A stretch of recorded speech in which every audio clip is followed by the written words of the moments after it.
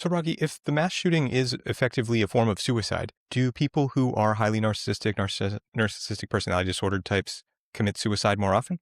Sure, definitely. Okay. 100%. For example, let's think about a very kind of discrete, and I also don't want to forget, we are going to address the point that you mentioned about watching movies or Yes, thank you. celebrities going around killing people, because that brings up a very important point. And again, I'm going to say it again. You've either watched every single video everything I've ever said on this, or you are just extremely good at this. Either way, it's amazing. Thank you. But no worries. I'm sorry for all the compliments, but it's really quite impressive. So we were talking, oh yeah.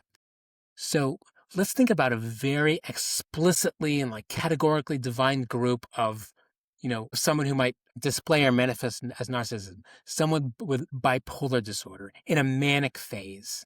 So so bipolar disorder in a manic phase, to people who aren't familiar, these are the people who, by definition, are extremely grandiose. They're arrogant in the manic phase. Again, this is a condition and a disorder. So these are people, when in the manic phase, there's no confusion or ambiguity about a manic phase. Manic phases are severe and they're dangerous. So one might think, so a person with bipolar disorder has an inflated self-esteem, a great sense of self-worth. They think they're extremely arrogant. They think they're on top of the world. They can accomplish anything. They're very goal-directed. One might think this is great. These people must think very highly about themselves. They would never want to take their own life. They must have a lower risk of taking their life than anyone in the general population.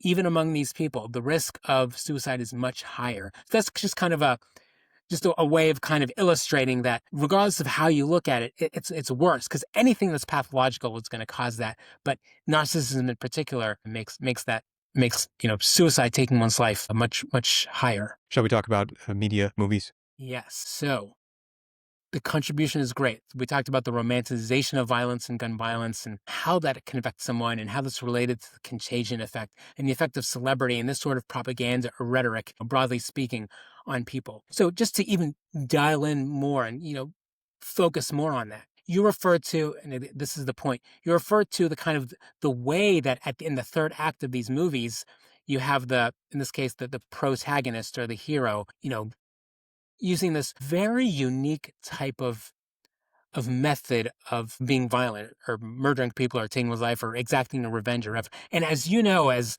someone who's been in the military, or anyone might know who's maybe familiar with violence or how to use firearms, I guess particularly in the military, there are multiple methods of perpetrating a murder. One is the sniper method. So the sniper method of using a firearm as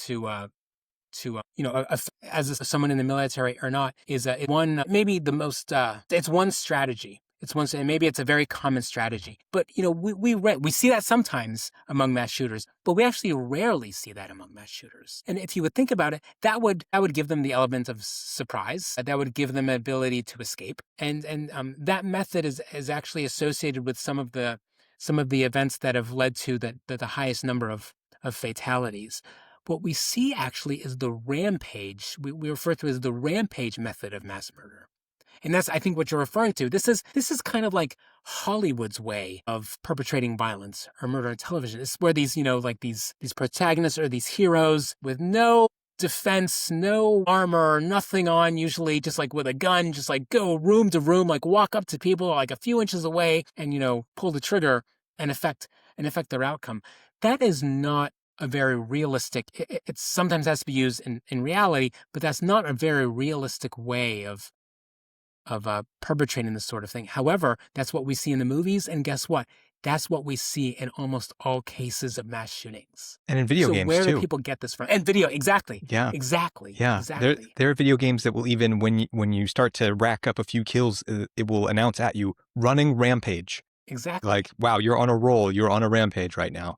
That's it. So where do people get this from? Do they get this from real life or the military? No, they get it from video games and movies and television. It's very sad and very scary. If you think about the effect that Hollywood and entertainment media have on people, that is very scary.